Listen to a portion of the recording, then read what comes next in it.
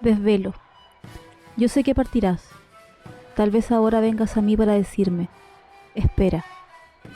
En tanto en tu reír, la primavera será un fresco rosal que se desflora. Marta Ugarte.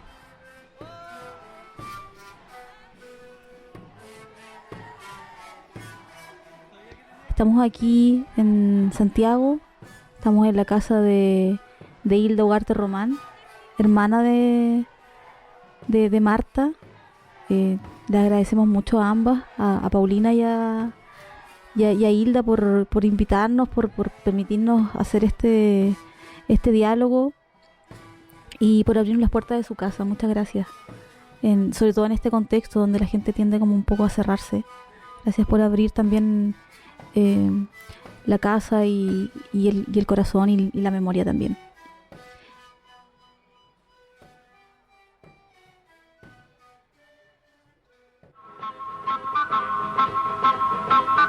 La cultura del pasado va con forma nueva y pura, con el pueblo incorporado, forja la nueva cultura.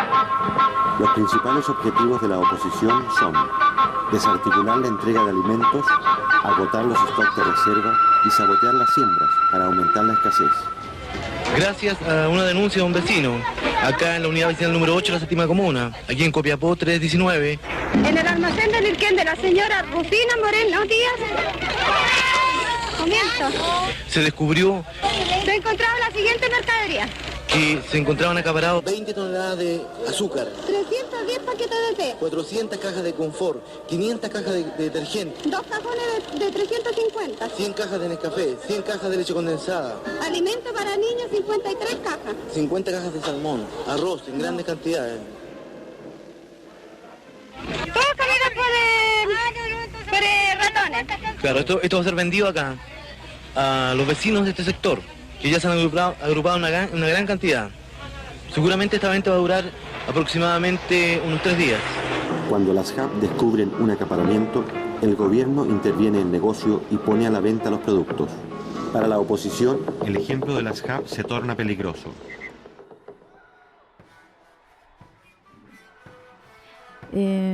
Hilda, generalmente uno conoce de Marta por las crueles acciones ligadas a su ejecución en plena dictadura.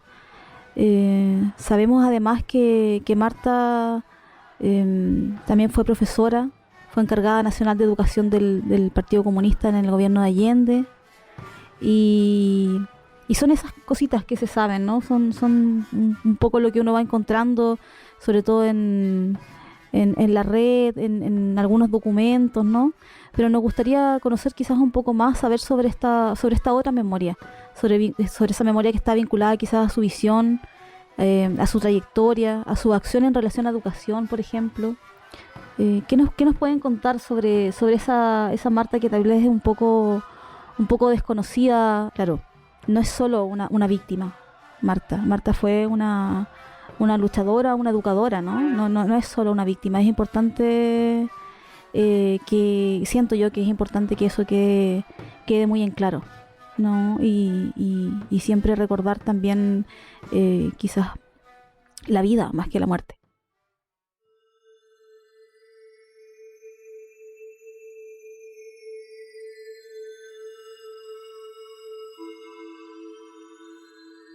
Claro, sí, de acuerdo.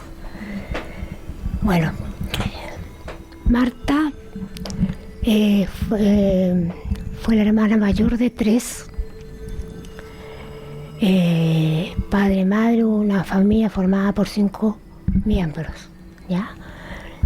Ella fue siempre una persona, desde muy niña, adicta a la lectura. Fue una persona estudiosa. Además de eso, era como media artista también. Siempre en su vida, mientras pudo, antes de entrar a la política, fue una persona que le gustaba pintar. Ella, yo creo, si hubiera estado viva, ese ramo de flores que usted está viendo ahí, ella toma aquí una hoja y empieza a hacer lo natural. Entonces ella, en la cosa, en todo lo que era manualidades, en el arte en general, Le ¿ya? gustaba escribir también, ¿no? También Poeta. escribió algunas cosas, sí. Fue una persona que a medida que fue creciendo, terminando su estudio primario, porque en esos años eran primarios, era una persona como solidaria dentro del grupo en el cual estaba. Ella siempre estaba organizando, por ejemplo, en esos años, yo estaba hablando de la década del 40, hartos años, que se hacían menos cosas, la formación en la enseñanza, en la educación era muy distinta a la de ahora, ¿no? Entonces ella siempre estaba pendiente, por ejemplo, para el Día de la Maestra. Ella siempre organizando un bailecito, un canto, algo, e integrando a sus compañeras del curso. Le gustaba cantar, tenía muy bonita voz. Y en la casa, para nosotros, fue siempre como una segunda mamá también. Como le decía, nosotros tres hermanas que con un padre y madre, y ella siempre reemplazó a nuestra madre en las épocas en que ella se enfermaba. Ella cocinaba, ella estudiaba las tareas y las letras. Ella los primeros años de estudio que hizo de primario, que eran esos años desde el primario hasta el quinto, ella lo hizo en la escuela normal que había aquí en Santiago. ¿Cómo se llama esta? Cuando me acuerdo me lo voy a decir. Pero siempre estudió y fue buena alumna, ¿no? Fue una persona solidaria. Desde chica se le notó esto en el colegio. Siempre ella andaba viendo si alguien tenía algún problema, cómo ayudar. Así, hasta que ella fue creciendo, saliendo ya del estudio, hasta que ella el primer año de salida del sexto primario, ella estuvo un año estudiando en el Instituto Comercial número 1 en esos años porque le gustaban las matemáticas. Ella quería ser contadora. Pero todas estas cosas en una familia de escasos recursos no daban esos tiempos para hacer esos estudios. Estuvo un año, pero ¿por qué ella fracasó? Porque se hacían todos los ramos, las personas tenían que tener los medios. Y ella, por ejemplo, salió bien en todos los exámenes de estudio del primer año, pero fracasó en un ramo que se llamaba taquigrafía, que consistía en señas y cosas, y no tanto esa, sino que la cosa práctica de la escritura a máquina. Difícil. Porque le exigía, ¿y a dónde sacaba? Justamente. La taquigrafía le fue muy bien también, pero la cosa, la máquina, en esos años ya tenía una persona, una amiga del curso, que el papá, no me acuerdo qué trabajaba, pero tenía una máquina de escribir en la casa, que quedaba cerca de donde nosotros vivíamos, y ella iba todos los días en el verano, porque le quedó ese examen pendiente a la vuelta de marzo. Entonces la amiga le prestaba todos los días por usted una hora, ya fuera en la mañana o en la tarde, para que practicara la cosa de la máquina. Pero también yo creo que eso, en parte, no le fue bien. A lo mejor también se puso nerviosa. Le faltó la máquina para poder practicar. Pues como ahora que alguien, si no tiene un computador, difícil que pueda estudiar. Ella salió mal en ese examen y quedó fuera. Porque es lo que ahora en la universidad es ¿cómo se llama? Ingeniero comercial. Estaba el Instituto Comercial en esos años número 1 y el número 2, parece. Eran dos institutos comerciales donde se formaban los contadores, ya que ahora es en la universidad, como les decía yo, ingenieros comerciales. Entonces ella siguió.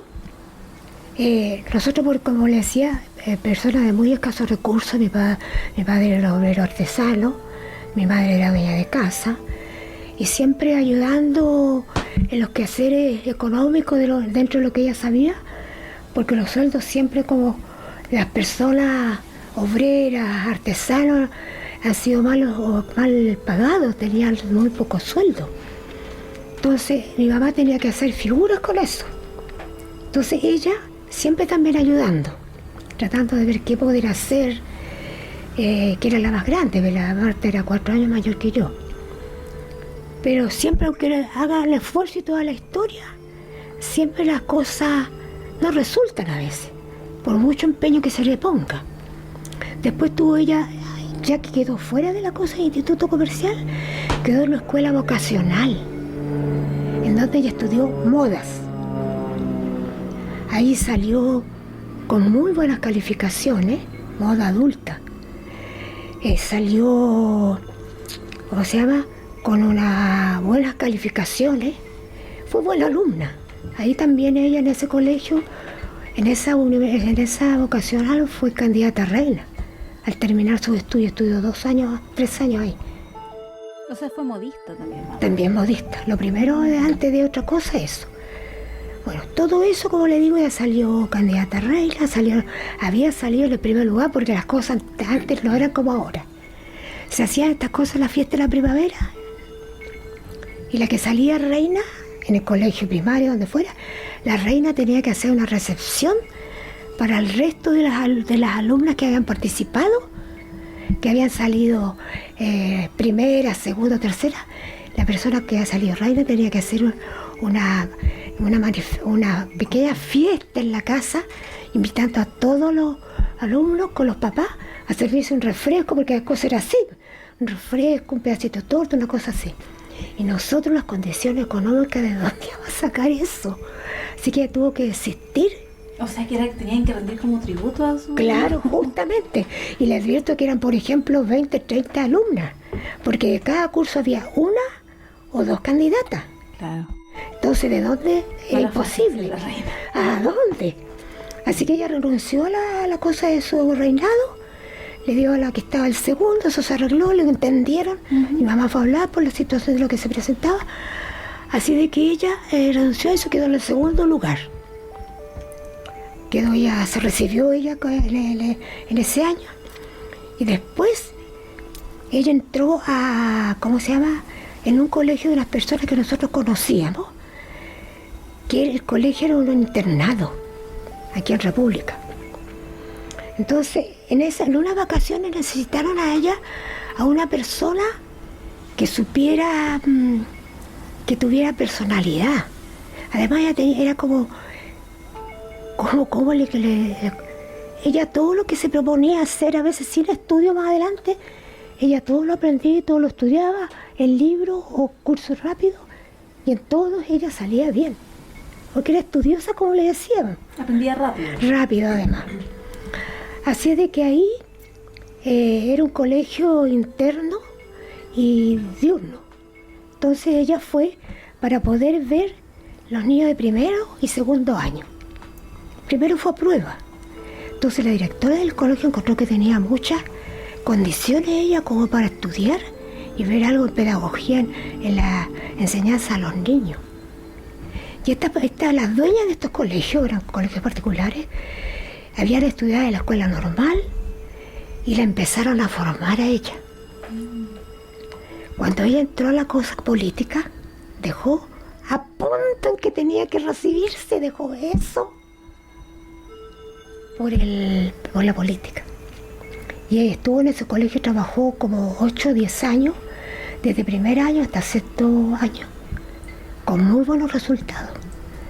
Incluso estaba reconocida por el Ministerio de Educación en esos años, porque la profesora, eran 2 hermanas, una era la directora del colegio, la otra era profesora, y había otras profesoras de distintas especialidades. Entonces le gustó además eso a ella. Tenía muy buena aceptación, los niños la querían, tenía mucha paciencia para enseñar. Entonces cuando ella estaba en la última ya, en que ella estaba para dar el examen ese como de grado, dijeron, de esos años, ella decidió por la política. ¿Qué es decidirse por la política? ¿Qué fue lo que... Mira, ella, lo que la llevó a ella, ver cuando salíamos, o ella iba a otros lugares, la pobreza, la gente que pedía mendicidad en la calle, los abuelitos que amanecían dormidos en la calle sin taparse. Eso a ella le afectaba mucho.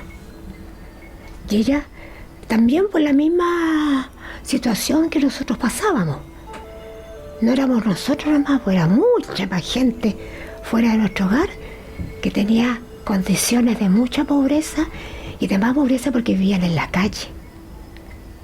Personas de edad, mujeres jóvenes con niños botados en la calle, del invierno, a la lluvia, al frío.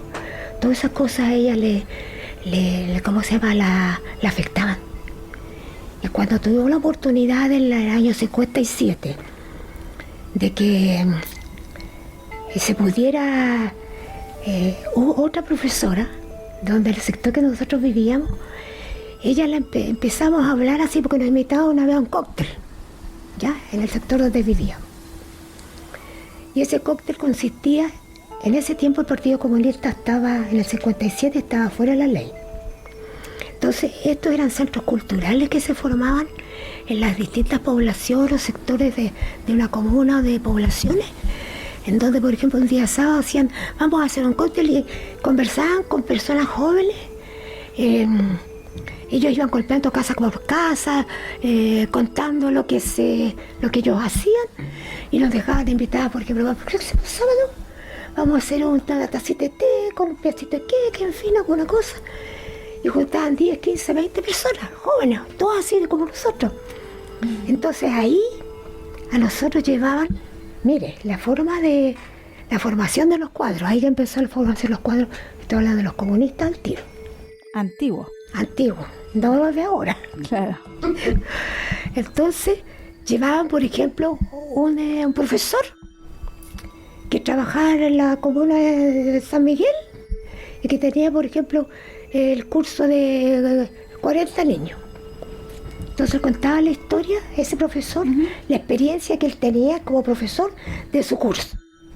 Cómo eran los alumnos, las necesidades que tenían, la pobreza en que vivían, cómo él se sacrificaba con la mamá y con los niños para Pascua haciendo bolsitas, para hacer bolsitas de dulce y hacer una fiesta final de año, y a cada niño le repartían una bolsita de dulce, se hacía un acto donde se cantaban villancicos, ¿ya? Esa era la forma en que se terminaba el año escolar. Después otra, ya, de ahí nos invitaban a que fuéramos a conocer, por ejemplo, en esos años, lo que es la carretera panamericana sur ahora. Eran puros campos, esa pura fundos y cosas así. Entonces nos llevaban ellos, por ejemplo, ya nos juntamos el sábado, bien permiso, y vamos a ir a hacer un viajecito allá, aquí al otro lado, decían ellos.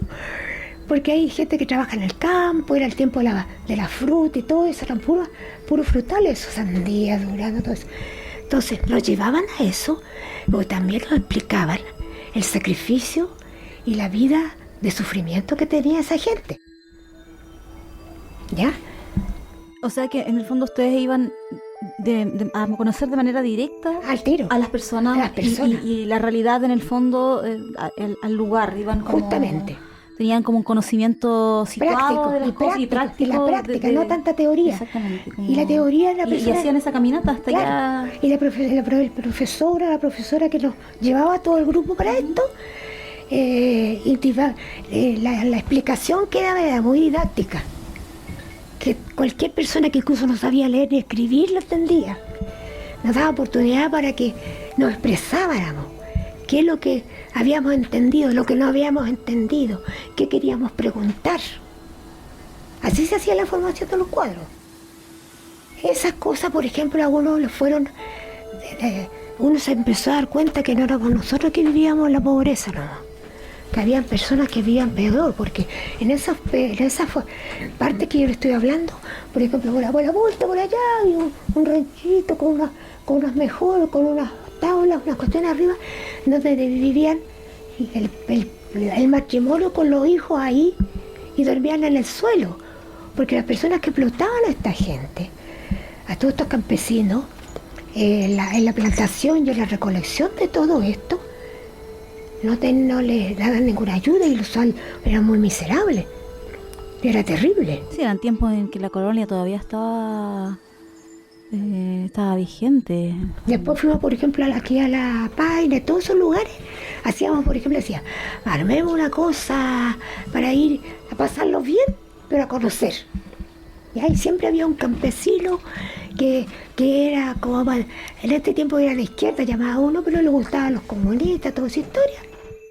Entonces le preguntaban también a él, que si se podía. Él le decía que sí, que tenía unos amigos que nos podían ayudar. Entonces ahí íbamos a conocer la cosa del campo. Lo mismo que aquí.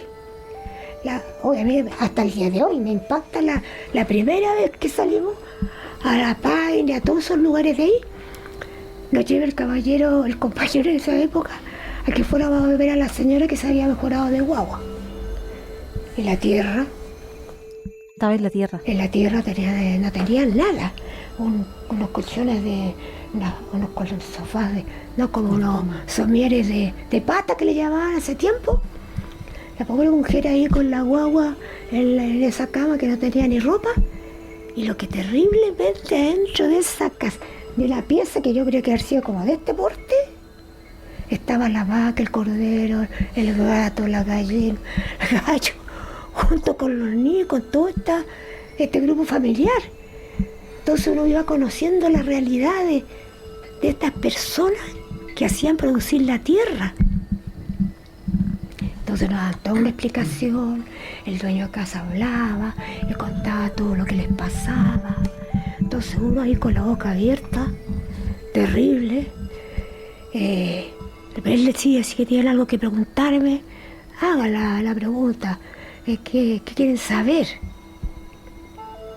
Entonces, bueno, algunos preguntaban, otros, la tita Marta o el Tito le decíamos nosotros, ella siempre preguntaba, siempre interesada en saber más y más. Entonces, bueno, después llegábamos a Santiago, se empezó a formar ya las células, que se llaman esos años. Ya nos conocíamos. Los cuadros y las células. Claro, las células era donde uno militaba, pero eso no era llegar que a uno le dieran el carnet y le dijeran, mire, usted es comunista, vosotros no, teníamos que hacer mérito, ¿ya? Ya dentro de unas 11 se hacía otra oncecita.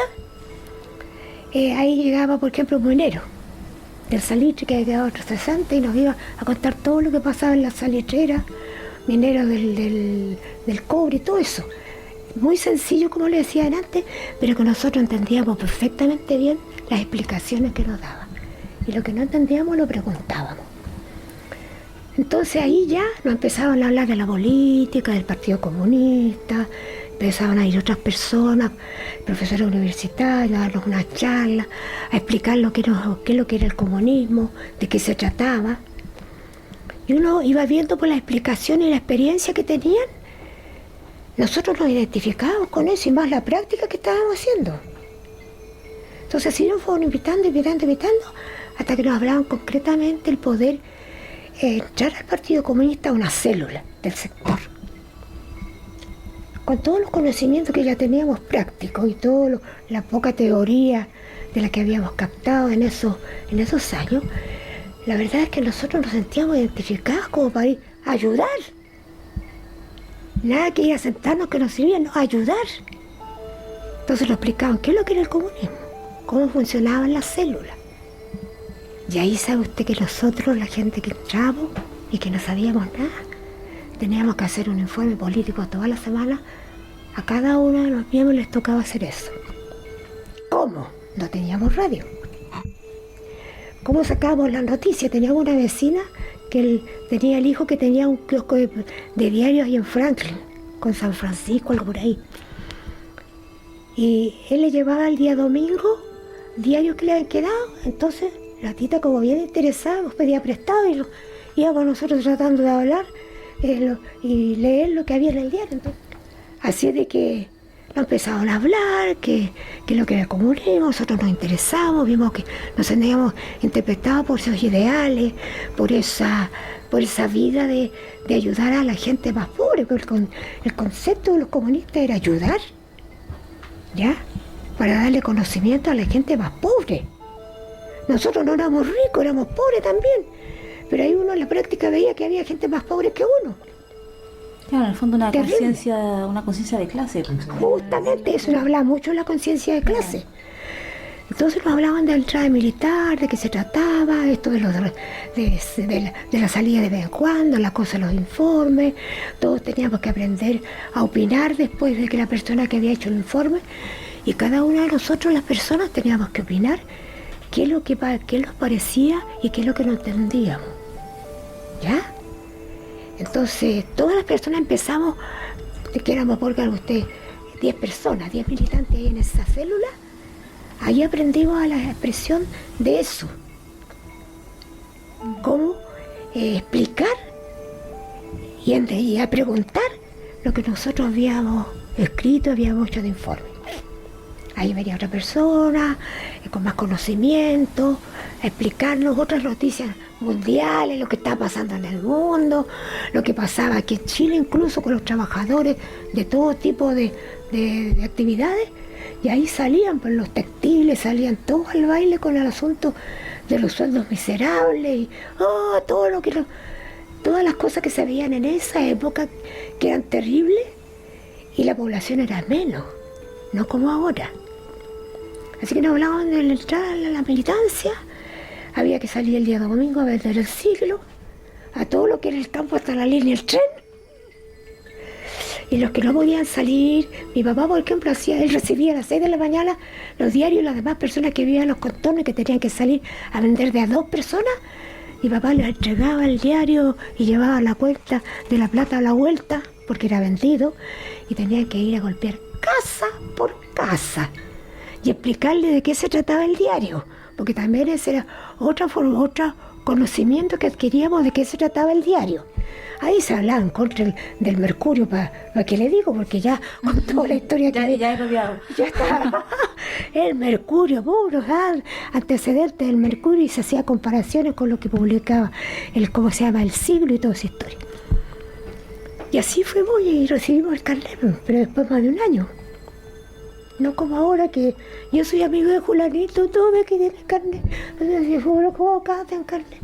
O sea, por lo que entiendo, Hilda, en el fondo el comunismo estaba ahí o apareció ahí donde ustedes estaban sintiendo sobre todo cercanía y esta ternura propia de los pueblos, en el fondo, claro. ¿no? Como de sentir que hay otros que están sufriendo lo mismo que tú, sufriendo las mismas penurias, las precariedades, qué sé yo, como esa cosa. Pero sabes también de mutualidad que tienen, claro, que tienen los organismos, ¿no? Como... que es lo que explicábamos, que es la parte está también interesante, que todas estas personas pobres, más que uno, porque nosotros la verdad éramos pobres, pero había gente ya que vivía en la miseria, siempre con todo lo que iban aprendiendo, ellos participaban y tenían la intención de ayudar a otros. Claro. ¿No? Entonces, todas esas cosas, como les digo, nos fueron motivando. Marta, que fue la que más se fue, ¿cómo se llama? Educando políticamente. Porque ella empezó como dirigente de la base, en la célula, después comité local, después comité regional. Ella salió a estudiar afuera, estuvo 2 años afuera. ¿Afuera del país? 2 años afuera. Estuvo... Ella, siempre ella, los cargos que tenía de organización, de educación, ella antes del golpe fue la directora nacional de la Escuela de Cuadros del Partido Grande. Aparte que fue la cosa de la JAP, que también le tocó asumir esa responsabilidad. Sí, un poco eso quería preguntar, Hilda, porque, claro, por el relato que tú nos estás haciendo, hay harto de autoformación en este proceso, en esto que tú cuentas de cómo los militantes se van construyendo a sí mismos y van construyendo a otros y van en el fondo formándose, el ¿no? Comunismo. Claro. La cosa común, la cosa... Lo común, lo común. Claro. Sí. Eso es bueno, más allá del comunismo, me parece lindo esto de la mutualidad que existe como entre pares, ¿no? Como entre la clase. Sí, bueno, por eso digo entre pares, porque en el fondo son parte de una misma clase. Y esa cosa también de la oralidad, que me parece que está súper en sintonía quizás como lo que estamos haciendo ahora, ¿no? Como quizás un poco lo que vengo yo a hacer aquí, ¿no? Acercarme y conocer tu testimonio de manera directa, que no me lo cuente otra, o que no me lo cuente otro, sino como comprender, mirarte, saber un poco de manera directa cómo vamos sintiendo. Es súper diferente, creo yo, a ese conocimiento más teórico, a ese conocimiento quizás empírico, que estaba como mucho más conectado con la academia, qué sé yo. Ustedes van haciendo un conocimiento situado, van hacia los lugares, en eso estaban, ¿no? Claro. En eso estaban y un poco te quería preguntar eso porque me gustaría saber cómo es más allá de esta militancia de Marta, cómo es que de alguna forma se convirtió en un peligro para la dictadura. ¿Cómo o cuándo tú crees que esta potencia que contenía Marta se convierte en un peligro, tanto como educadora como militante? Yo creo, no que crea. Ella, empezaron los problemas cuando ella fue y la designaron como directora de la JAP aquí en Santiago, que tenía que ver con el abastecimiento. Claro, un cargo importante, visible. Claro, ella no tenía nada que ver con las cosas que empezaron a desaparecer y que el desabastecimiento, que eso fue una realidad, pero también hecho por la derecha, que hizo todo un sabotaje, empezaron a acaparar. Entonces, ¿cuál era el papel de ella en este cargo? Que fue el último antes del golpe. Tuvo como 6 u 8 meses en ese cargo. Lo más terrible de la cosa de la JAP de esa época. La gente que tenía conciencia de eso ayudaba y había una organización por poblaciones, entonces se le daba a uno una tarjetita, eso la tarjeta fue cierto. Entonces uno no llegaba y iba a hacer cola, sino que sabía que tal día tenía que ir al almacén a buscar la cantidad de alimentos que le correspondía según la cantidad de familia. Entonces, ¿por qué fue terrible? Porque ella tenía que salir a ver lo que estaban haciendo, por ejemplo, los panificadores, los dueños de las panaderías, especialmente eso. Le tocó ir ahí a Recoleta, Independencia, cerca de vivía con nosotros, y resultó de que ahí a la gente la tenían toda la noche, desde las 12 de la noche afuera del negocio de las panaderías, con fogata y cosas, en pleno invierno, que fue ese último invierno. Y resulta de que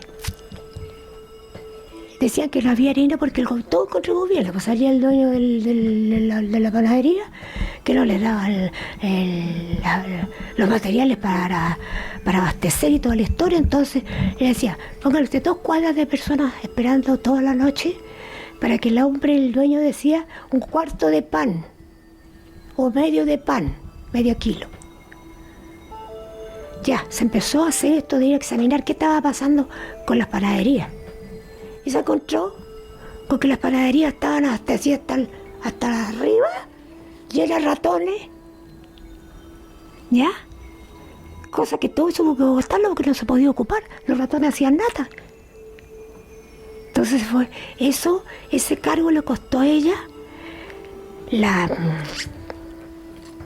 mala voluntad, dijéramos así, a pesar que ella ella iba, lo estaba públicamente haciendo porque las mismas, lugares donde había lugares para denuncias las hacían los mismos pobladores.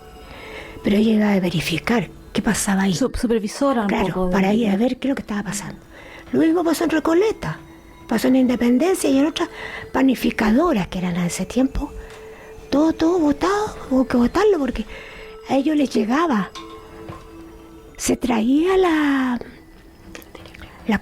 materia prima desde afuera de los molinos y la recibían, pero no la usaban para lo que era, para abastecer del pan a las personas del sector. Esta periodista, la Raquel Correa, anduvo varias semanas a la ciudad de ella, porque con los problemas que había de desabastecimiento, todos estos problemas que se suscitaban al final, para hacerle una entrevista a Marta. Sí, ella nunca la quiso recibir, porque no tenía tiempo además. Que cuando no estaba ahí, en la oficina tenía que estar ¿en qué? Recibiendo personas de distintos lugares en donde le decía hacer reclamo de que los almaceneros de tal población no estaban entregando las cosas que correspondían, estaban haciendo mercado negro. Y había muchas personas que iban a eso. Y se puso harto, porque en 2 oportunidades hubo uno que tenía carnicería, entró así de sopetón a la oficina que tenía yo aquí en Teatino, con un cuchillo en la mano, Menos mal que la persona que estaba en la puerta al lado afuera se dio cuenta, abrió la puerta y agarró al gallo y le echó patas por fuera. Porque ella era la culpable de que no tuviera carne. Entonces fue una experiencia. Bueno, ella tenía un carácter también que eso le valió de mucho. Dentro de la experiencia y la práctica que había tenido, el no dejarse amedrentar. ¿No? Ella le dijo, ¿usted qué es lo que está haciendo aquí? Que no tengo carne, y la subí y la bajaba. Váyase de aquí, inmediatamente salga de aquí. Llamó a la persona que estaba fuera de la puerta y le hizo entrar, sáqueme esta persona de aquí. Entonces hubo bastante exposición al peligro. Claro. Porque cualquiera podía haber llegado Siendo con una mujer pistola. También en ese minuto. Claro. Así es de que... Odiada, inmediatamente. Así que la verdad es que ese cargo de todo lo que ella hizo en cuanto a responsabilidades, el más terrible fue ese. Los últimos meses, que fueron como 8 meses, todos los últimos 8 meses, pues, ella asumió como en enero, febrero, antes del golpe. Ella trabajó con el general Bachelet, que era el que tenía las cosas también que ver con el abastecimiento y cosas. Hilda, Marta fue profesora, fue militante, fue una militante, como tú dices, que llegó a una alta posición, se expuso, fue visible, digamos, y su caso hoy día nos resulta simbólico y sintomático, ¿no? Sintomático del terrorismo de Estado, principalmente porque su cuerpo aparece, digamos, principalmente por eso. Eso es lo primero. Y por otro lado, que rápidamente los medios resaltan, más allá de todo, su condición de mujer, su cuerpo y lo que implicaba, digamos, en ese minuto ser una mujer y estar inmediatamente conectada a un crimen pasional. Eso me parece bien simbólico y es algo que llama mucho la atención de este caso, ¿no? Cómo fue tratada por los medios. Claro. Cómo inmediatamente se intenta tapar por un lado, pero por otro lado, así como se tapa el crimen de la dictadura, se resalta otro tipo de violencia, ¿no? Esa violencia patriarcal, heteropatriarcal, digamos, que la victimiza, que la vuelve una especie de... Una mujer. Una mujer que en el fondo es víctima de sus pasiones, un poco, Sí. ¿no? Como crimen pasional, así fue como lo describieron. Es que sabe que la dictadura, la DINA, porque esto fue cuando estaba la DINA, todo esto, porque después, bueno, en la CNI era lo mismo, pero la DINA fue más terrible todavía, para poder hacer lo que hicieron. Nosotros, cuando se publicaba eso en los diarios, los titulares, de una hermosa joven de 23 años que había perecido asesinada en la playa La Ballera, en Los Boyes. Nosotros andábamos haciendo la diligencia que se estaban haciendo judiciales, el recurso de amparo, que el primero se perdió, hubo que hacer otro, que toda la diligencia había por haber que se tenían que hacer para la denuncia de la desaparición. Pues nosotros sabíamos de que ella no era cosa pasional aquí. Aquí era una cuestión política, ¿no? Y que eso teníamos que... Nosotros nos costó incluso de repente en la vicaría que cuando fuimos a poner el recurso de amparo. Entonces, con todos los antecedentes y todo lo que hablamos, recién se empezaron a dar cuenta de que no...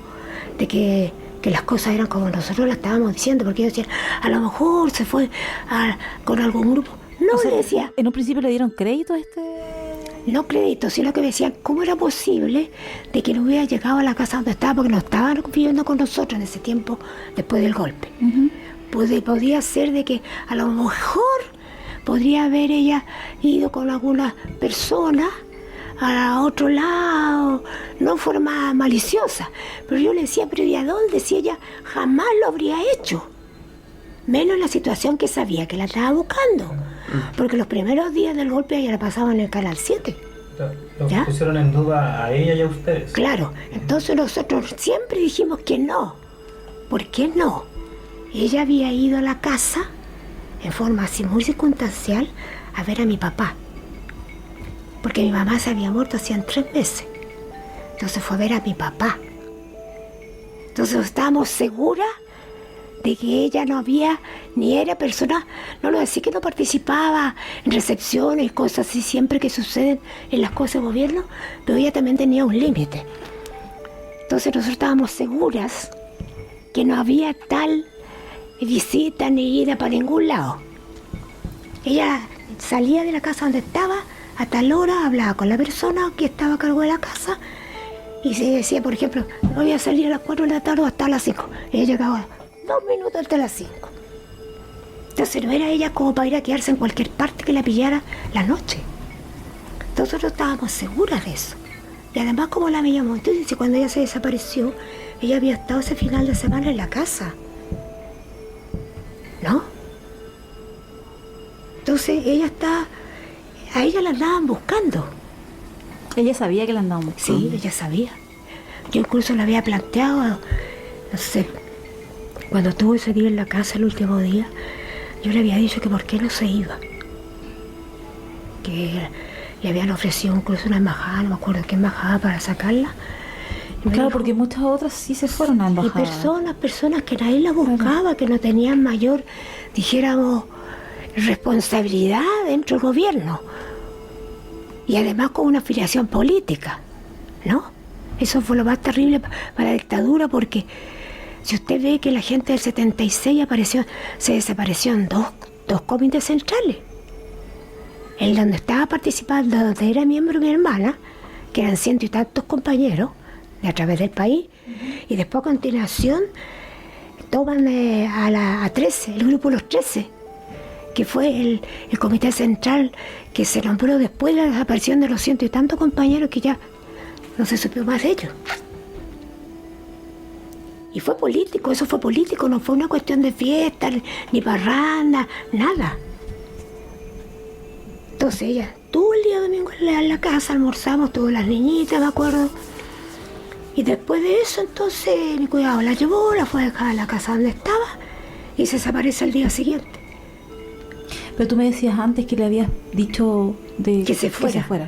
Entonces yo le dije, oye, tita, ¿no crees tú que será conveniente que tú mejor te asiles? No, me dijo, yo no tengo nada que ir a hacer afuera, me dijo. Si lo que hay que hacer es que hacerlo aquí. Segurísimo. Segura.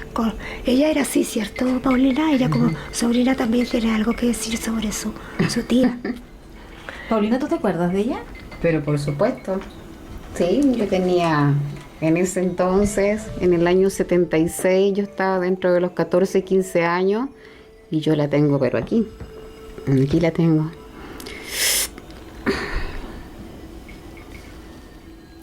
La verdad que, disculpe tía, pero la verdad que No, está bien. igual son tantas veces de poder escuchar a mi tía y poder aprender igual cosas que uno de repente no va sabiendo, pero escuchaba con atención. Yo sé la pregunta con respecto a la situación crimen pasional. Efectivamente, en ese entonces se estilaba que había sido un crimen pasional, pero si uno lo extrapola a estas alturas de la vida, tú te vas dando cuenta del patriarcado, de la violencia de género ya brutal que se vivía en esa época y en los años posteriores.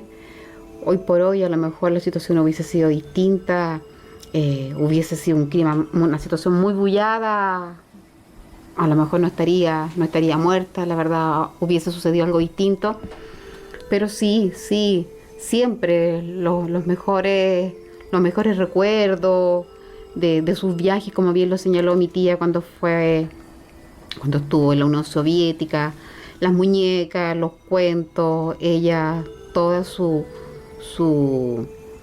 ¿cuánto se llama? Sus estudios de modista, siempre ella lo destinó hacia nosotras como sobrinas. Somos cuatro hermanas y siempre ella nos tejió, nos bordó, nos hacía el uniforme, nos hacía una cosa, nos inculcó la parte cultural, el cine, el teatro, el baile, eso nunca faltó, el tema de las vacaciones. Siempre fue ella como el motor, la que gestaba y la que se le ocurría y la que participaba con mi abuelita cuando todo esto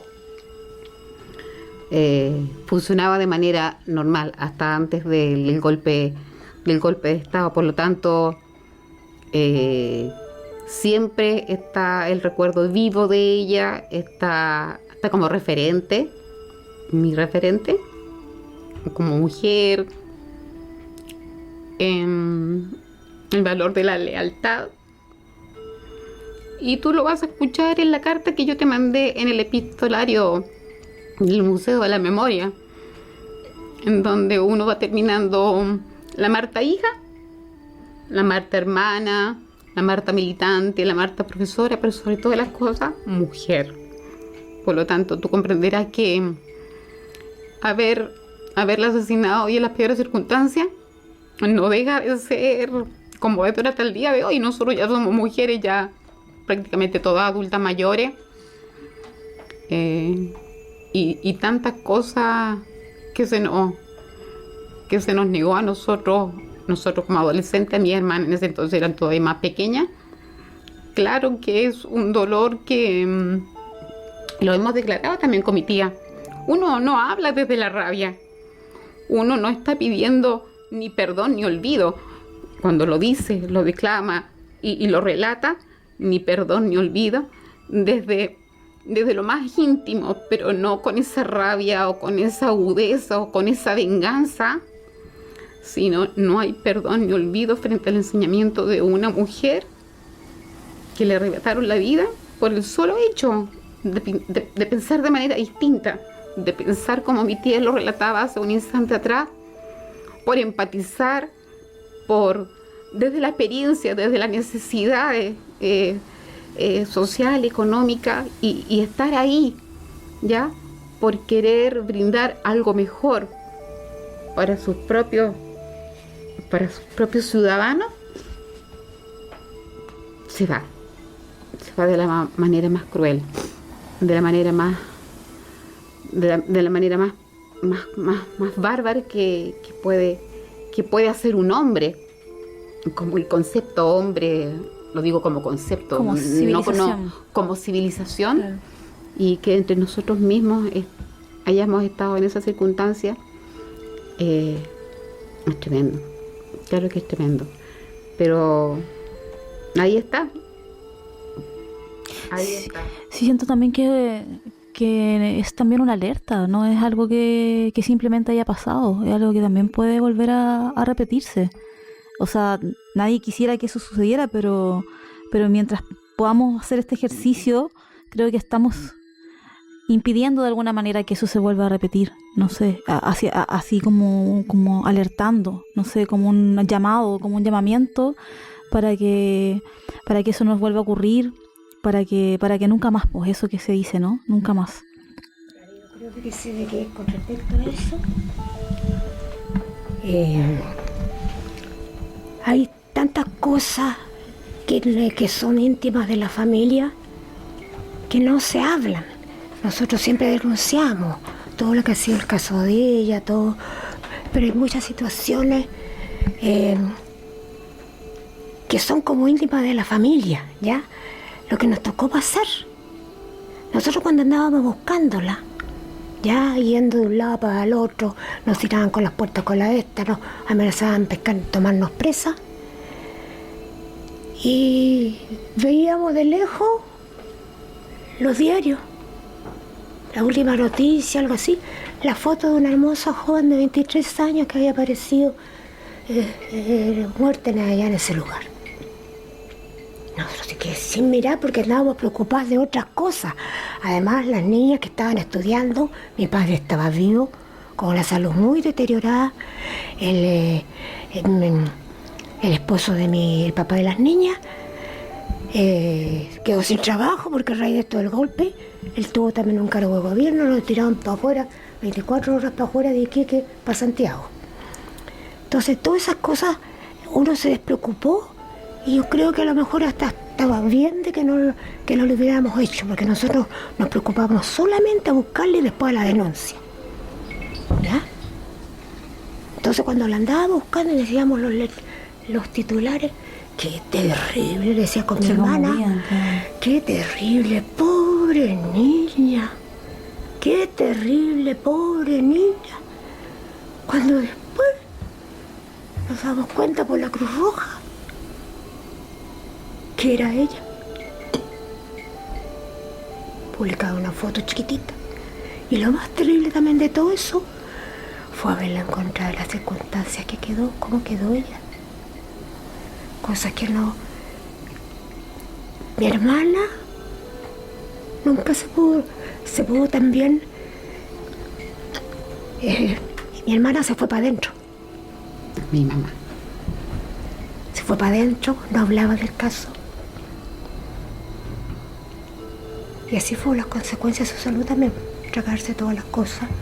Porque tampoco podía uno en las situaciones en que estaba ponerse a publicar, ¿no? Buscar al dentista que la atendía. Ir a la morgue, encontrarse con eso, y fuimos nosotros a la morgue sin saber, ni avisar, ni comunicarle a la vicaría que nosotros íbamos para allá. Entonces fue terrible, porque nosotros cuando recién el director del instituto, toda esta historia, ya cuando nos dijo que iban a bajarla para que viéramos, porque a mí no me cabe ninguna duda que esta es su hermana, por la foto de nosotros estábamos. Y bueno, vamos a hacerla bajar y llamo a una persona que se va acá y me avisa. Nosotros nos pusimos a llorar con la venta. Y este hombre dice, ya no me vengan con teatritos ni llantitos aquí. Porque si ustedes siguen en esta situación, les voy a echar para afuera, voy a cerrar la puerta y no van a ver ninguna cosa. Parece que es como que el corazón se nos había paralizado. Y en ese mismo momento que teníamos el corazón medio paralizado, nos entran a la sala donde la tenían. Terrible, la verdad, que es muy difícil. Yo siempre digo esto. Es muy difícil sobreponerse a una situación como esta. ¿Por qué? Porque cuando una persona está enferma y se muere, uno siempre dice, descansó del sufrimiento de la enfermedad. Pero aquí fue un asesinato, en las condiciones que la dejaron. Entonces, y el hombre ahí, no, si ella, no, si... Y ahí mi hermana, uy, qué terrible. Ya tráigame el dentista. El lunes vengan para acá y me traen el dentista. La circunstancia de lo que quedó, ver el final de una persona torturada, que no tenía nada en su lugar. Dice que un brazo, el brazo derecho, con el corvo antes de tirarla al mar, estaba pegado en un pedacito de carne que no, con hueso y todo, estaba aquí el codo desprendido, todo pinchado donde la pinchábamos, lo que les colocaron veneno, las costillas, y además a ella la ¿cómo se llama? La el alambre. Sí. El alambre con una merbúa. Porque se dieron cuenta del paquete. Yo le hablaba este poquito del paquete. Esta cosa del paquete significa que cuando a ella la llevaron a 8 personas para tirarlas al mar. Iban algunas, a todas las habían inyectado, incluyendo a mi hermana. Entonces cuando en sacos paperos, todos amarrados con alambre. La única que llegó viva a Peltegüe fue ella. Y cuando antes de inyectarles decían que las llevaban porque las iban a vacunar, porque las iban a trasladar de lugar a las personas, ese paquete, porque ellos hablaban de paquete. Y ella llegó viva. Y le dicen al que iba a cargo, que estaba esperando el helicóptero, viene la Marta Ugarte viva. Ya, sácale y termina con ella. Eso está todo escrito en los testimonios de la investigación. Entonces le dicen ahí que la sacaron del saco, le cortaron el alambre de púa que tenía puesto con el riel. Ese pedazo de riel fue los juez humanos el primero que encontró el riel. Todo un pedazo aquí de riel. Entonces le cortaron los alambres de púa con lo que iba afirmado esto, dejaron el riel suelto y le sacaron el alambre de púa y la terminaron de estrangular con ese alambre entre dos personas. O sea, ya ella, cuando ya la tiraron al mar, ella estaba muerta. Por eso que no tenía agua. Y salió a flote y el mar la retiró. Porque si no hubiera pasado esa circunstancia, todavía la andaríamos buscando. Y estuvo ahí. Entonces, la crueldad. Y en el fondo ella es la que avisa, pues es un poco la primera, ¿no? Es la que avisa de todo este horror. Y seguían con que era un crimen pasional, que había estado en una orgía de drogadictos. ¿Y qué iba a hacer ella en la playa sola ya? Pero hasta el día de ahí en los testimonios usted leyó la cosa del juicio. Sí, ahí sale, cuando unos con otros dicen que cómo se les había escapado, que haya llegado viva. Sí, lo leí, cuando lo leía pensaba mucho en que, claro, no es solo matar, ¿no? No era solo matarla, era en el fondo también, es un poco lo que hablábamos al principio, ¿no? De esta devastación de los cuerpos, pensar en desaparecer completamente los vestigios de esa persona, ¿no? Como en el fondo, también a ustedes. Es un poco algo que impacta no solamente, claro, la muerte, es un impacto hacia toda la familia en el fondo, ¿no? Como un poco es demostrar así como mira lo que podemos hacer. Yo leí completita las dos autopsias que a ella le hicieron, porque una se la hicieron en La Ligua cuando recién la recogieron y la otra cuando la trasladaron a Santiago. Ustedes no van a creer, no tenía nada en su lugar, las costillas quebradas, el vaso, el hígado volado, las caderas todas zafadas, las rodillas, los brazos, no había nada en su lugar.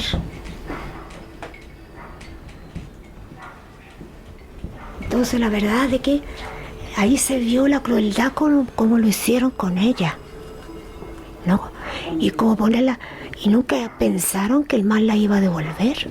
Nunca pensaron. Porque ellos estaban seguros, porque las otras personas que tiraban ahí en la onda fue a tirar a ella nunca aparecieron. Entonces eso también a nosotros nos dio también la fuerza del momento que ya pasó todo esto, la cuestión de la sepultación, todas las humillaciones y cosas que pasamos con la gente de esa época, no detenernos en la denuncia. Por aquí estábamos todos metidos en la denuncia. Todo lo que llegaba a pedir entrevista estaba, todo lo que había que escribir, todo lo que denunciar. Ella cuando se fue la cosa del Pinochet a Estados Unidos o Inglaterra, ella fue por la agrupación allá, a la denuncia. Sí, me contaba Paulina, que estuvo ahí, que estuvo un mes. Cuando hizo el otro viaje anterior, me parece que fue ese mismo, con el juez Garzón, yendo ahí a ser entrevistada, ella conversaba y contaba todo lo que le había pasado con ella, ¿no? Entonces nosotros nunca en los 40 y tantos años que llevaba, ella cumplió, nosotros siempre recordándole y siempre encontrándonos con alguien que quiere saber de ella y cosas que se hacen a la memoria de ella, tanto aquí como afuera. Porque ella se destacó aquí como militante, dirigente comunista, pero también a ella la conocieron afuera. Las personas que llegaron del exilio y empezaron a publicar la noticia que habían asesinado a la Martita, o una persona que le dio un infarto y se cayó muerta. Entonces la verdad es que la finalidad de nosotros fue la denuncia, y que cayera quien cayera. Usted leyó la cosa, que son como 28 los que están detenidos. Unos con otros se fueron echando al agua. No que eran esos, no eran los otros. Además que hay varias circunstancias, porque primero la secuestraron. Allá la secuestraron a la entrada en la calle de la consulta del doctor Insunza. Porque ella iba por una mordedura de un perro que le había hecho en una población donde había ido. Y cuando fue a donde el doctor de Sousa, le dio un tratamiento, las inyecciones contra la rabia, y le había dado un día para que fuera para verle la herida. Y ahí la secuestraron antes de la entrada, porque estaban esperando ahí. Y el doctor de Sousa estaba detenido al final de esa semana. ¿Lo ves? También estaba Entonces, detenido. claro, secuestro, detención, que iban con ella directo para la Villa Grimaldi, torturas, la tenían días colgada en la famosa, la torre, que tenía todas las muñecas aquí, los puros huesos nomás, donde la colgaban un par de días sin darle agua, nada, y a unos 50 centímetros del suelo arriba. Entonces no tenía dónde apoyarse ni hacer nada, porque iba a poder. Entonces la crueldad, y eso siempre lo denuncia, nosotros lo decimos, la crueldad de lo que hicieron con ella. ¿Y por qué? Por haber sido una persona consecuente, una persona que tuvo un ideal político, ¿no? Y que por eso la mataron. Y aquí hicieron, yo creo, una selección de personas, porque si ustedes ven a todas las personas del año 76, eran personas dirigentes del Partido Comunista, y ahora no hay ninguna. Claro, que es un poco lo que preguntaba al inicio, ¿no? ¿Cuál era ese potencial de peligro que vieron en ella?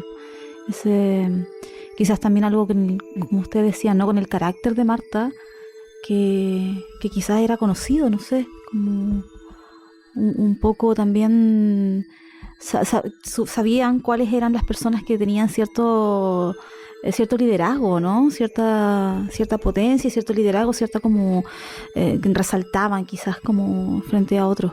Entonces, ahí quizás es un poco lo que tú dices de la selección que hicieron. Sí. Y bueno, en ese sentido, lo que yo les quería comentar es esto como de que, bueno, Marta es como les decía antes, una detenida desaparecida que aparece, que emerge, ¿no? Desde el mar. Y en ese sentido, las familias cercanas no cargan con el dolor de la ausencia, o sea, no de la manera en que cargan quizás otras familias, ¿no? Como el tema del cuerpo, que es súper importante dentro de esta búsqueda, ¿no? ¿Dónde están? ¿Ustedes tienen alguna relación con otras familias que sí estén en ese proceso aún, por ejemplo? Ahora en este momento no, pero otra cosa aparte, que tiene que ver con todo esto, a raíz de la cosa de la Marta, mi hermana, la Berta y yo formamos la agrupación de ejecutados políticos de Chile. Entonces ahí se formaron las agrupaciones con los familiares en distintas partes del país, tanto para el norte con los fusilados, como para el sur las personas que fusilaron también y que mataron. Y aquí en Central había una central, dijéramos, estaba la cosa más grande. Y hubieron muchas cosas que se hicieron en esa época. Y yo ahora lo que veo es que cuando hay cosas de derechos humanos, de atropello, no veo a la agrupación participando en esto. Yo no sé si la agrupación funciona o no. ¿Ya? Yo por mi salud, la Berta también por su salud, y por cosas con las que uno de repente no está de acuerdo tampoco, yo dejamos de participar, incluso de militar. ¿Se alejaron un poco de la iglesia? Sí, porque además teníamos que hacer otra cosa, yo tenía que trabajar para mantenerme, pues falleció mi papá. Entonces yo tenía que trabajar, yo trabajé muchos años en los talleres del FASI, en los talleres terapéuticos del FASI, y yo estuve con tratamiento como 2 años con psiquiatra, a raíz de que después que murió mi papá, con todo lo que había pasado, ahí me estalló la pildorita. Entonces, claro, que es mucho muchos tiempo, muchos años. Claro. Muchos años. Y aparte de eso había otro tipo de problemas. Las niñas que estaban estudiaban segundo, primero. En primero y medio. Primero, la Arianosca, que es la más grande, iba en tercero. La Valentina iba en octavo, parece por ahí. Y la Katia iba como en cuarto, quinto básico. Eran niñas chicas. Incluso estas 2 niñas chicas que estudiaban juntas en el mismo colegio, cuando pasó la cosa que nosotros encontramos a la Marta, fuimos al colegio a hablar con la directora del colegio donde ya estudiaban. Y la directora nos escuchó y nos dijo, le dijo a mi hermana, señora, le dijo, ¿usted por qué no me vino a decir cuando recién le pasó esto? Fíjese que en el mes de agosto, en los primeros días de agosto, vino un auto blanco con unas personas que bajaron y se iban a llevar a sus 2 hijas. Entonces yo le dije, lo lamento mucho, yo no le puedo entregar a estas niñas porque aquí solamente las retira el papá o la mamá. En esa época, cuando querían llevarse a estas niñas cuando estaban chicas, en esos momentos cuando estaban torturando a mi hermana porque ella se desapareció el 9 de agosto. ¿Querían desaparecer a toda la familia? ¿O? Claro. Fue una medida de amedrentamiento para que mi tía pudiera hablar y poder delatar la verdad en ese entonces. Con respecto a la pregunta que tú hacías, la verdad que nosotros comenzamos a participar cuando se conforma la agrupación de detenidos desaparecidos. Ahí nosotros empezamos a trabajar, mi mamá con mi tía. Mi tía participaba en huelgas de hambre de días. Mi mamá también, nosotros también empezamos a participar en la agrupación de detenidos desaparecidos hasta que se conforma a través de la iniciación de mi tía Nana y de mi mamá, porque las situaciones eran distintas. Uno eran detenidos desaparecidos y los otros eran ejecutados políticos en distintas circunstancias. Y la verdad que no es que nos hayamos a lo mejor desvinculado, eran situaciones distintas y eran caminos distintos que había que entrar y buscar solucionar. Pero la verdad que con los detenidos desaparecidos, mi tía hasta hace poco tiempo mantenía contacto, por ejemplo, con la Viviana Díaz, que es hija de Víctor Díaz. En su momento también fue con Sola Sierra, que Lorena Pizarro es precisamente la hija, junto con el Waldo y la Lenia, que participamos también en ese entonces, con los mismos hijos del doctor Insunza, y tuvimos vinculados harto tiempo con ellos en distintas actividades como reparatorias en ese entonces. Yo te estoy hablando ya del año 77, 78. Pero después nuestra participación como sobrinas de Marta Ugarte, como hijas de Berta Ugarte, era focalizado netamente a la denuncia a través de exposiciones, a través de muestras que se hicieron en el Teatro Cariola, al costado de la Biblioteca Nacional, también en el Parque O'Higgins, cuando se celebraba el Día de los Abrazos, con grandes muestras, y todas las agrupaciones en sí convergían en ese espacio. Y así, pero mayormente que nosotros sepamos, mi tía sabe que, por ejemplo, que la Carmen Vivanco falleció, que la mamá de la Viviana Díaz falleció, que la Ana Recabarren, emblemática dentro de la agrupación de detenidos desaparecidos, también les tocó participar, estar cercana, porque también conocían a mi tía Tita. Y toda esta gente se ha ido muriendo. Ya la otra vez cuando fuimos el 11 de septiembre también estaba la hermana de la hija de la Elcita, que ahí tiene a su hija desaparecida, que desapareció en Argentina, pero además que le mataron a su esposo, también dirigente comunista de las salitreras de esa época de los años 40, 50. Pero mayormente conexión y frente a la desvinculación que se produjo con la agrupación y con la militancia, ya no. Nada más se produjo un alejamiento, incluso nosotros también. Yo también milité en la Jota y también di un paso al costado, la verdad. Di un paso al costado. Eso. Me gustaría hacer una última pregunta, pero también otra última pregunta antes de esta última. que no estaba presupuestada, pero se me vino a la cabeza ahora. Es un poco... Me gustaría quizás saber qué opinión tienen acerca del Museo de la Memoria, por ejemplo. O más bien, más que del museo, del trabajo institucional, del trabajo que el Estado ha hecho por preservar la memoria.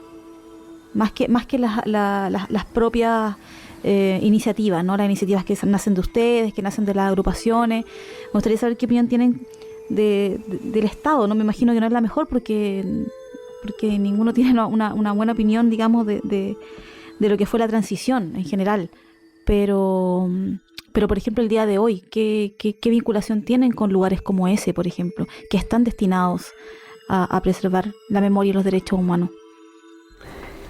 Yo, mi opinión personal con eso, Claro. yo encuentro que es muy bueno lo que se hizo. El museo, por El ejemplo. museo. Ujú. Porque ahí están los antecedentes de de miles de personas desaparecidas, torturadas, exiliadas. Hay mucha documentación, ¿ya?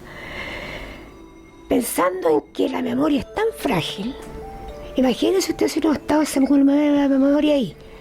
La Villa Grimaldi, que también ahí hay. Claro, eso es un Hay que museo mostrar. del sitio. Nosotros también tenemos cosas que aportamos de la Marta allá. Ujú. Acá en el Museo de la Memoria igual.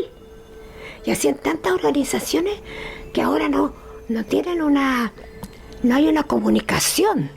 La gente está en otras también, ¿no? No, por ejemplo, lo que tú me dices, se tuvieron que cada familia ahí un poco autosustentar o estas terapias, todo lo que significó, digamos, la recuperación y el trabajo ahí con este dolor, ¿no?, que cargaban.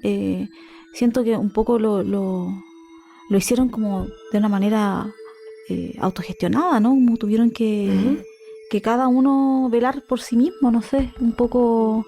Esa es la impresión que me da. No sé si hay una política, por ejemplo, de recuperación en cuanto a terapias psicológicas o de otro tipo.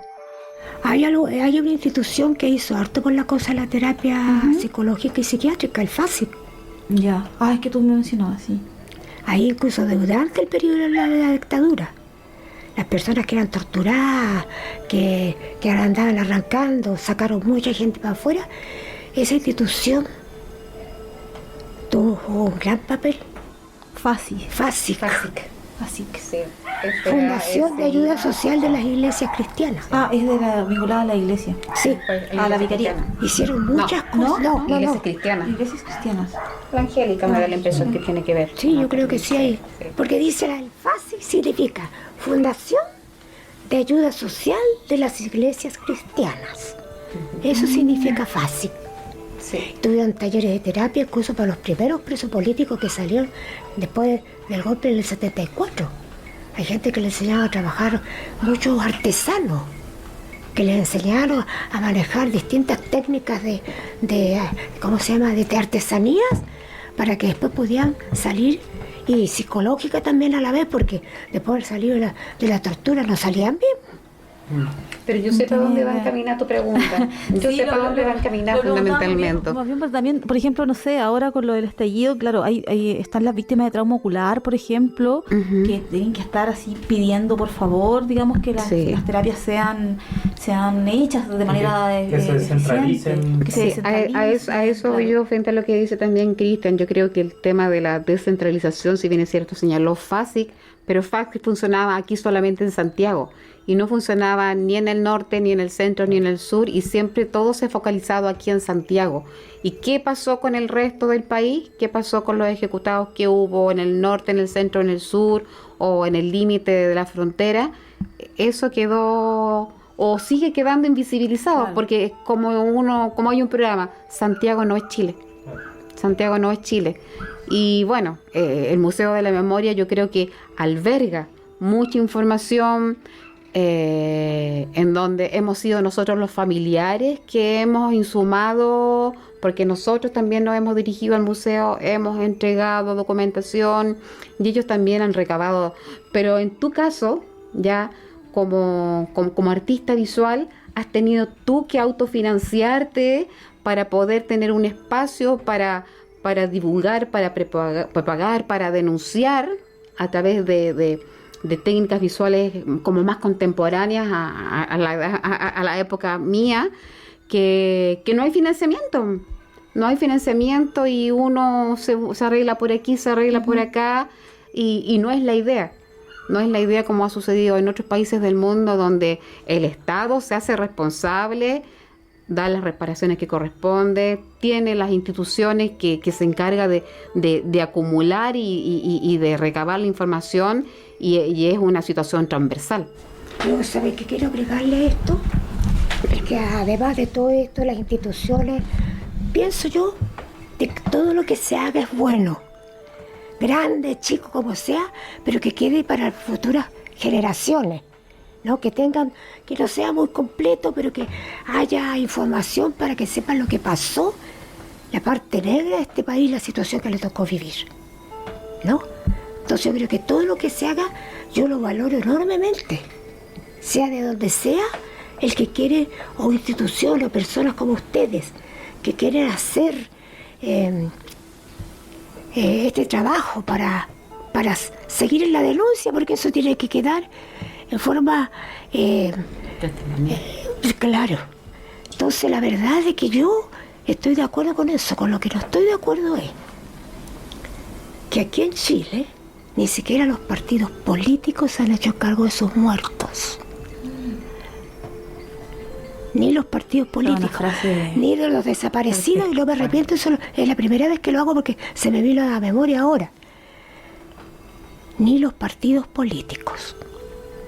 Todas las personas que fallecieron en cuestión, que hicieron cosas y que las mataron, que se desaparecieron, otros que tuvo que salir al exilio, otros que se quedaron arrancando día y noche aquí, los partieron, personas que participaron dentro del gobierno de la Unidad Popular y en los partidos políticos.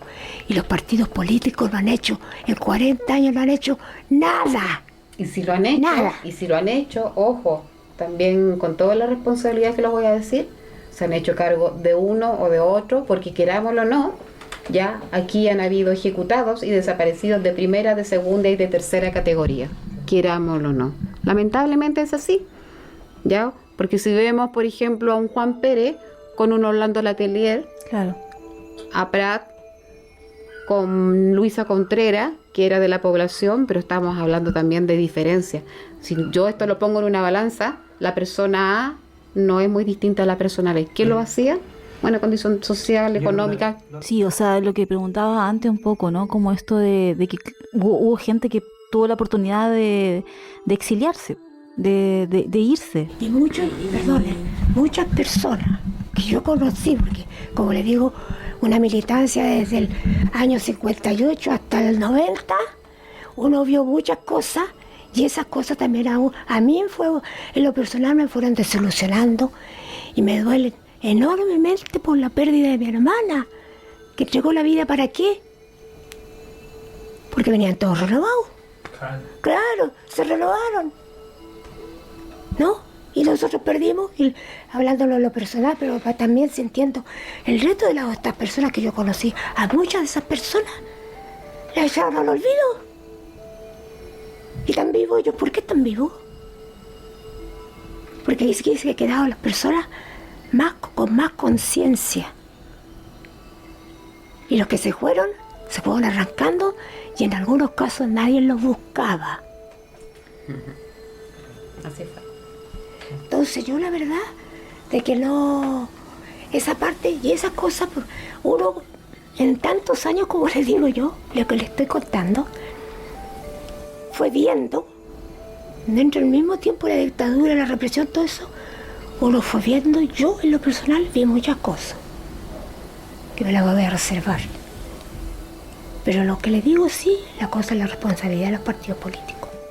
Bueno, esa es la crítica de la transición que tenemos. Quizás que un poco lo que ha gatillado el estallido, lo que ha generado esta revuelta, más que estallido, es una revuelta de clases también, y que yo creo que tiene que ver con eso, ¿no? Con haber observado también cómo la transición ha sido una farsa en el fondo, ¿no? Como toda esta... Claro, porque si estos renovados que dice usted. Si uno viene, empieza a ver la cosa, hablando de este punto de la renovación y de ¿cómo se llama? De la vuelta a la democracia. Claro. Podían haber hecho más cosas, ¿no? Es que no hicieron nada. No hicieron nada, las mismas cosas las autoridades, haber dicho ya, aquí hay problema de desaparición, ejecutado y toda la historia, y hagamos, nosotros como gobierno tenemos que responsabilizarnos, aculupemos a los familiares y echémosle para adelante y vamos denunciando. ¿Ya? Porque también esta democracia con la que vinimos, se firmaron acuerdos. Es un pacto. Para que se quedaran callados. Si no hubiese aparecido esos cuerpos en el norte, no hubiesen hecho nada. La de en Pisagua. Pisagua. Nosotros nos tocó pasar durante un mes buscándola, golpear la puerta pensando que alguien venía a avisar y con el bolso listo, con la ropa y las cosas esenciales para ir a dejarle o mandarla. Con la ilusión. Con la ilusión. Sin poder dormir tranquila. Cuando mi hermana en la casa llamaba por teléfono cuando se desapareció y nosotros después lo asociamos. Cuando estaba desaparecida. Nos llamaban por teléfono a las 2 o 3 de la mañana a la casa y ponían a una mujer que se quejaba en el teléfono. Y había un fondo como de una fiesta en donde estaban tocando un tango. Y en ese momento ella la estaban torturando. Y le llamaban por teléfono. Por teléfono a la casa. Oh, es una tortura. Imagínese. Maquiavélica. Maquiavélica. Entonces por eso le digo, hay tantas cosas que uno se tuvo que guardar. Hay como una recarga en la familia de sufrimiento. Que así todos hemos tratado de gatear para pararnos. Mis sobrinas lograron seguir adelante, estudiar, son profesionales. ¿Ya? Y con respecto a lo que dice mi tía, ya, nosotros tenemos la suerte de que tenemos un lugar físico en donde podemos llevar mensualmente flores. Hay miles y miles de detenidos desaparecidos donde la gente, madres, padres, hermanos, esposas, hijos fueron muriendo y ahí fue quedando. Pues ahí está la muestra de los patios 29. Patio 29, está frente a donde está mi tía. Y otras Sí. que la sacaron, que eran personas del campo, de Paine, los campesinos de Paine, todo eso. Y los trajeron para Santiago después que los mataron y los ponían de a 2, de a 3 en cada fosa. Sacaron a algunos que entregaron y algunos equivocados. ¿No? También. Pero hay bolsas con restos en el Instituto Médico Legal que se sacaron de ahí, que no se siguió haciendo la investigación por falta de recursos. Ya todas Entonces, esas bolsas tienen que estar en una fosa común, tienen que estar en una huesera, ¿sí o no? Sí. Tantos años que han pasado, ¿ya? ¿Quién los va a reclamar? ¿Quién va a tener el dinero ya para poder hacer una muestra de ADN hoy en día? Para poder saber quién es tal o cual persona. Y claro, uno esperaría que el Estado fuese quien... Tendría que ser el Claro. Estado, ser responsable. quien se hiciera claro. responsable. En otros casos, muchas personas, muchas familias se quedaron con lo que les dijeron las autoridades, en el campo especialmente. Yo trabajé con las personas de Paine, de Buin, ¿ya? En donde decían, y iban a reclamar. Pero ¿para qué reclama si el otro, su marido se está cacheteando con otra afuera? Digo yo, ¿hasta dónde llegaba la maldad? Una mujer que llevaron al marido delante de los niños ahí, le pegaron a la mamá, patearon a la chiquilla, a los niños chicos, y a la mujer la echaban para la calle, y se llevaron al marido y nunca más apareció. Entonces hay tantas cosas que van a quedar que ni se van a saber. ¿A dónde quedaban las minas de Lonquén? Yo estaba pensando en las minas de Lonquén, fuimos a las fuimos al año 76, 76, a los hornos de Lonquén. Los hornos de Lonquén, todos Familia los Maureira. La otra vez emblemática. pasaron una cuestión, pasaron un reportaje el otro día. Ujú. Está la mamá de los Maureira. Oh. La señora Hernández falleció. Ujú.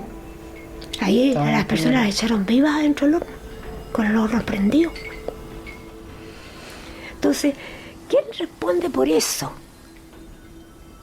Y muchas personas que denunciaban por miedo porque las dejaron aterrorizadas con las amenazas del infierno. No sé, yo igual soy de la visión de que siempre emerge, la verdad, no sé. Más Es como- temprano que tarde. Sí, Sí. sí, Los muertos siempre Sí, hablan porque no hay hablan. crímenes perfectos. hablan. Y eso yo creo que con muchos años yo creo que va a pasar que de repente van a encontrar un cementerio, huesos aquí, huesos acá. Sí. Porque existe la cosa parramada. Claro, porque la memoria tiene muchos caminos en el fondo. Es como lo que decía hace un rato, ¿no? Que tú te pareces mucho a Marta. Es una persistencia igual de ella, de esa memoria. El que uno se va como pareciendo a sus antepasados, ¿no? Como están ahí, pues, están presentes. Mira, ahora que estás aquí, estábamos conversando hace poco rato de la Berta Manríquez y hablaste de la, ¿cuánto se llama la Candice. hija? De la Candice y de la Isolda. Isolda. En la casa hay un cuadro que era del hermano de la Berta Manríquez, El que estaba en Brasil. el que estaba en Brasil, y tú vas a hacer el puente Ujú. para poder entregárselos a ellas, porque yo no tenía idea de nada, porque yo lo iba a llevar al Museo de la Memoria. De hecho, hay material que tengo que llevar al Museo de la Memoria, muchas cosas. Y tú vas a hacer el puente de conexión que vamos a tener con las hijas de la Berta Manrique para devolverle un cuadro que era del hermano de la Berta. De la Berta. Sí. Ya, pues. Qué chico el mundo. Ujú. Sí, justo de hecho el otro día estaba hablando con la Isolda, el que le mandé el primer capítulo del podcast y Ujú. sí, del podcast Ecos, de Ecos, de este podcast, claro, y ahí estuvimos hablando, así que claro, ahora va a escuchar que está aquí mencionada. Oye, Paulina y Hilda, les quería hacer una última pregunta. No sé si ustedes conocen la Escuela Popular Marta Ugarte. ¿No? Hay una Escuela Popular Marta Ugarte. ¿A dónde? Yo no sé mucho tampoco de la escuela, pero la vi está en internet, está ligada como a la Universidad de Chile, un poco por ahí. Yo algo había La leído. Escuela de Odontología, un poco como que de ahí sale. el doctor Sioca. El doctor Sioca. El dentista.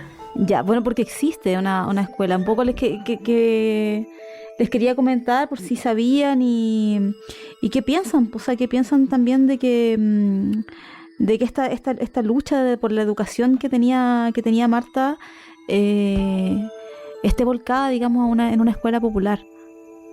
Creo que había un preuniversitario en un principio que se llamaba Marta Ugarte y ahora es una escuela popular.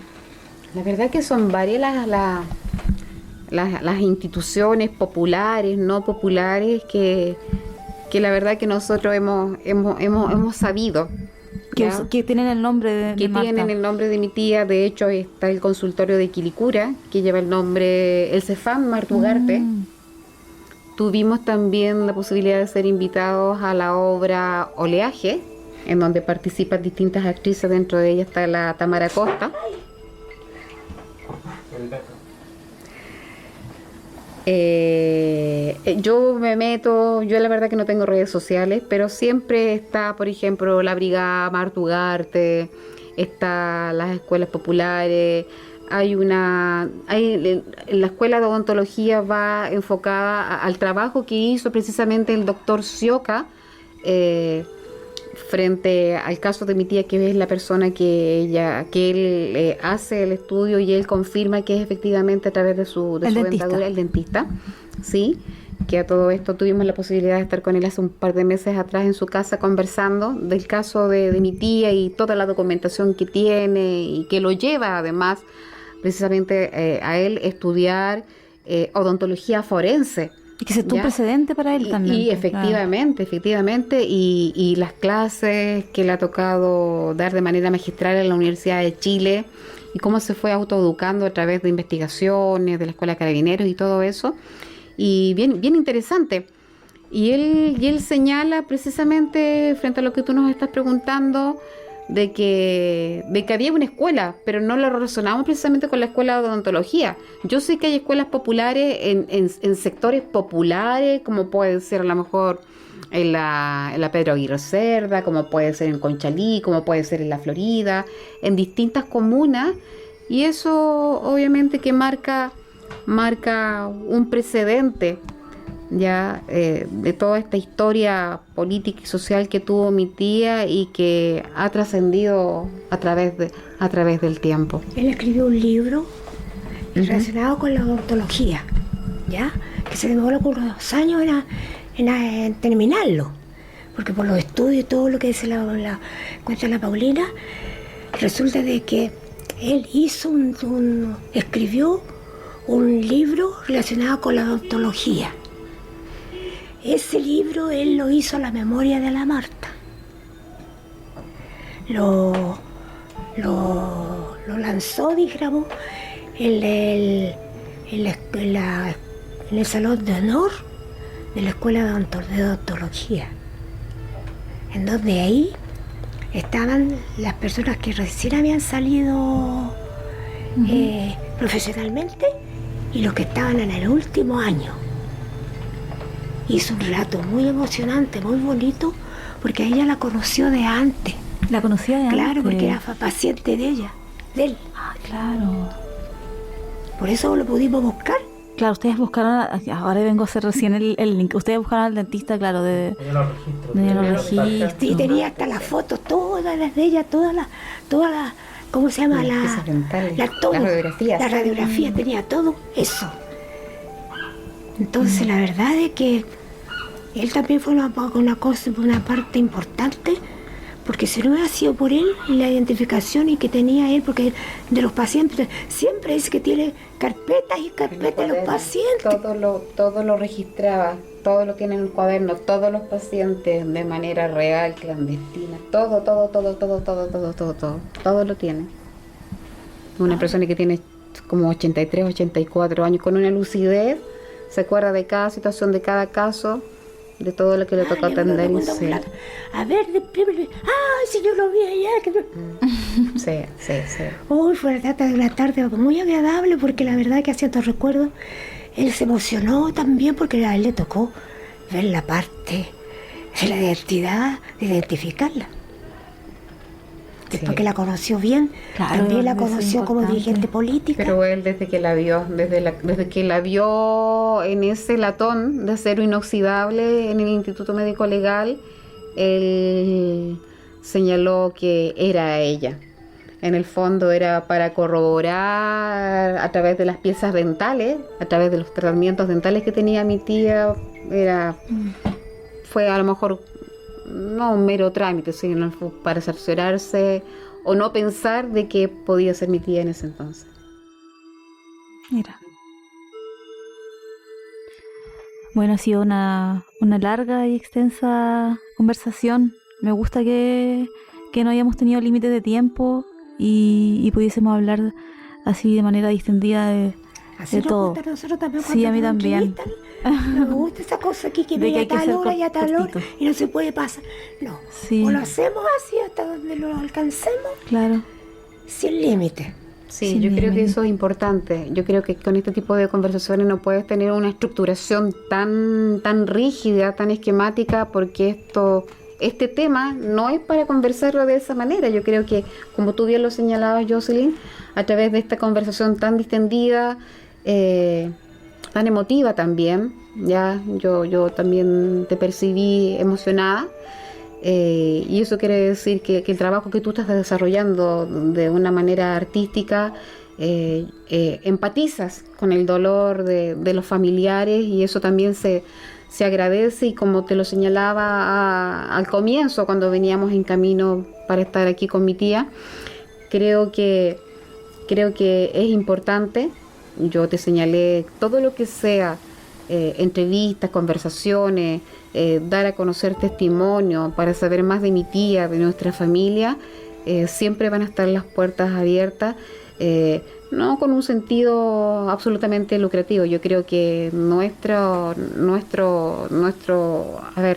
imperativo familiar es dar a conocer lo que sucedió con mi tía y lo que devela ya a través del caso de mi tía los casos o algunos casos de detenidos desaparecidos que fueron en algún momento determinado. Así que yo creo que en nombre de mi tía, en nombre de la familia Ugarte Román y nosotros como sobrinos también, agradecemos este tipo de espacio.